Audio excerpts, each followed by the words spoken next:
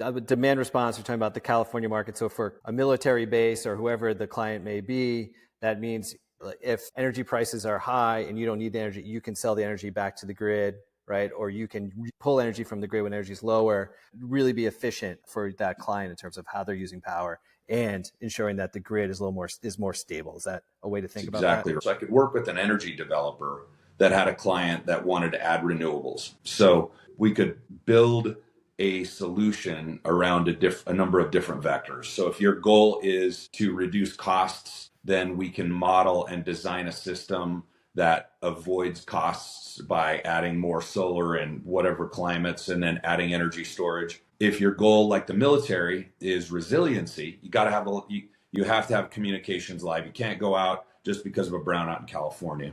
Then we could model and design it around resiliency. Or in a campus solution at one of the California state universities, if you're looking to avoid greenhouse gases, we could design a system that would maximize the input of renewables and minimize the input of grid power. So we had a pretty cool, robust business. We started to deploy residential microgrids, and in the areas where they would shut off the power because of wildfire danger, we would add solar plus energy storage to allow these people that maybe had a breathing apparatus or critical need to be able to provide a residential microgrid. So even when the power's off, it still supports critical systems in their home, but then they also have the ability to sell that power back when things are functioning normally. So that's the base story.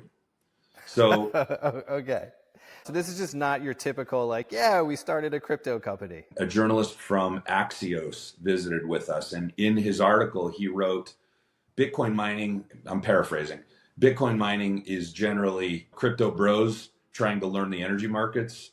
CleanSpark is a team of energy professionals iterating in the digital currency space. So that was kind of the differentiation. But what ultimately the connecting point, we had worked with the Minister of Energy in South Africa to design community-based microgrids in areas where there was energy poverty.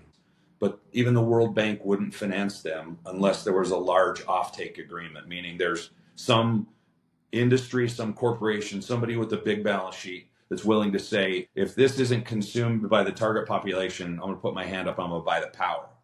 And so that poses the question for our team, what kind of business or industry could buy power when it's available and not use it other times, that could work to balance loads when there's peaks and valleys in the demand, that could be completely curtailable or interruptible in the event of a black swan event where the grid is overbuilt for production and generation, but it doesn't have a ton of storage, but now there's demand elsewhere.